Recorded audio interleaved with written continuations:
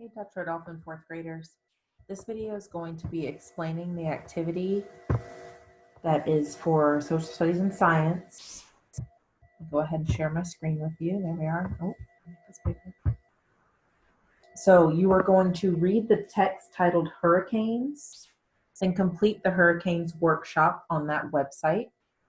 Link to investigate the topic as you complete the workshop or refer to the Hurricanes text and answer as many questions as you can. So let's look at the Hurricanes text.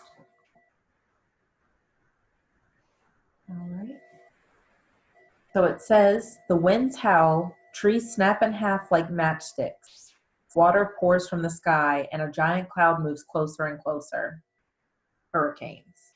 That's pretty scary sounding. Let's go ahead and read the passage together, and then we'll look at the next part. This little text feature says, next stop, land.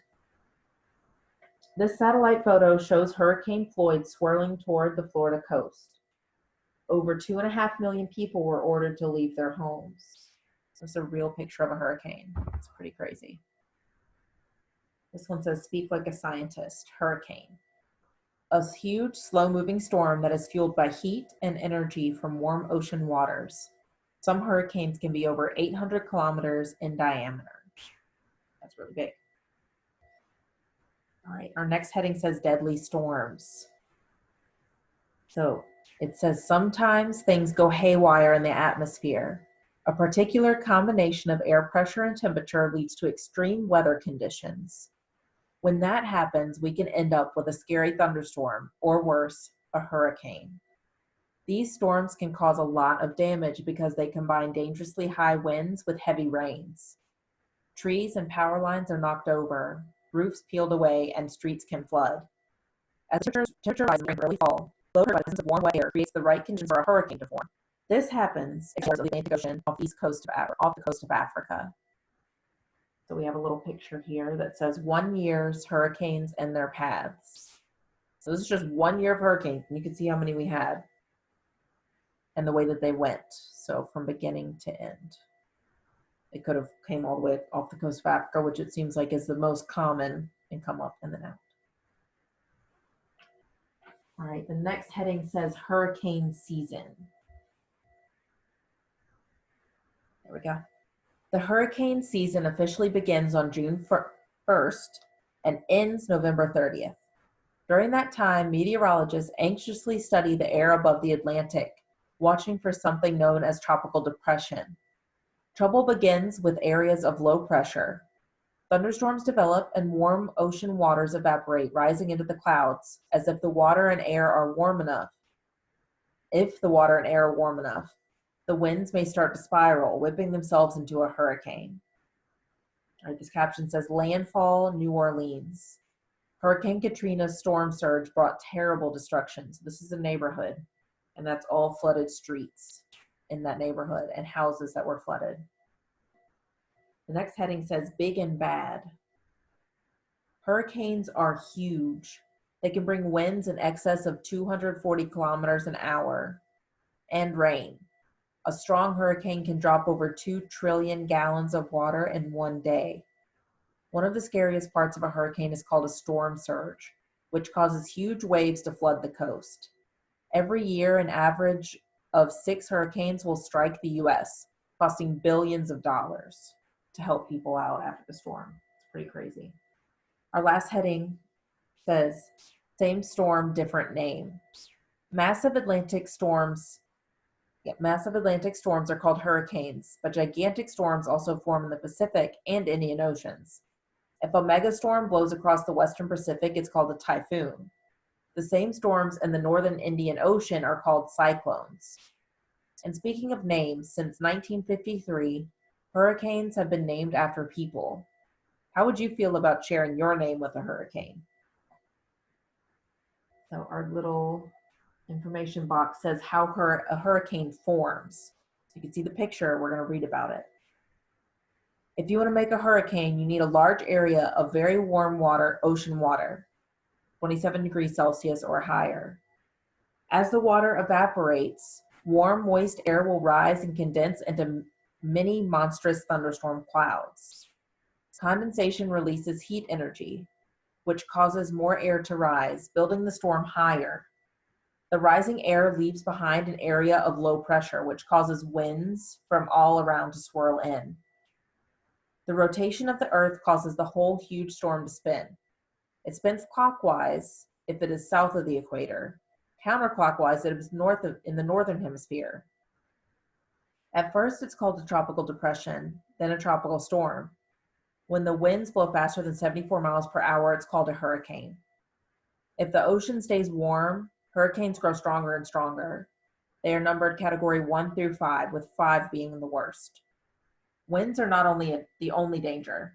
Flooding from storm surges, huge waves, and heavy rain can bring misery. So there's one more picture. Ooh, and it says Virginia, which is where we live.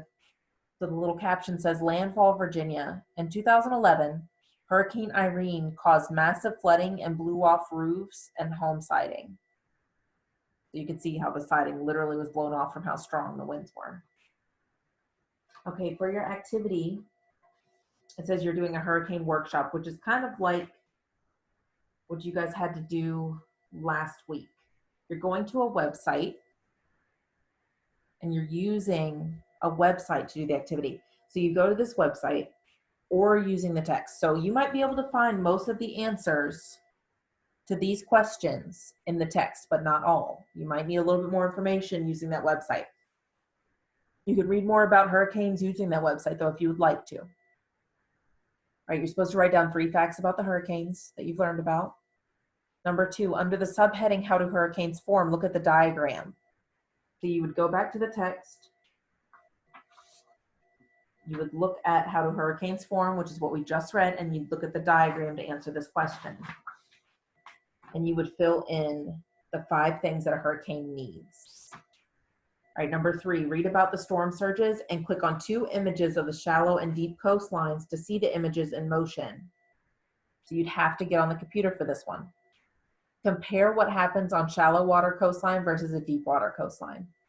So for number 3, you'd have to get on the computer on that website for it. Number 4, how are hurricane names decided? I believe you'd need to get on the website for that one too. I don't remember us talking about that in the text, but go back in the text just to make sure. Who are hurricane hunters and what do they do? That was not in the text. You'd have to be on the computer. What is the calmest part of a hurricane called? Also on the computer. You need to find that answer using the website at the top of your paper. When does the Atlantic hurricane season occur? Number 8, list the hurricane stages and 1 fact about each stage. So you definitely need the computer for this one. We didn't really talk about details. So on the computer, on that website, you would find the details about each stage 1 through 5. Wait, stages? No, not severity. Okay, I misread that.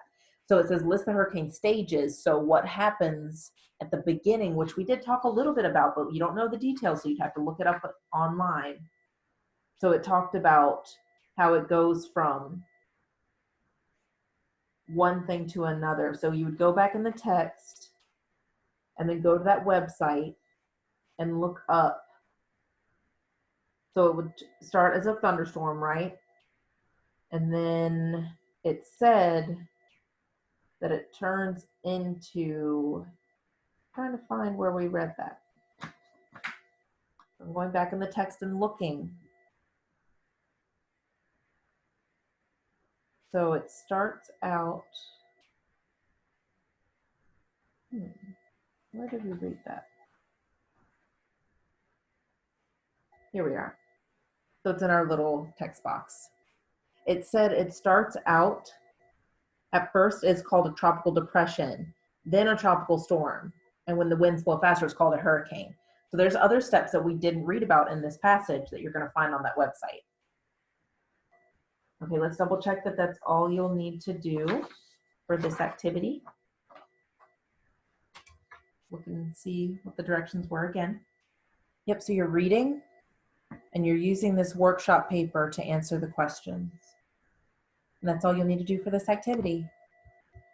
All right, I'll see you guys soon.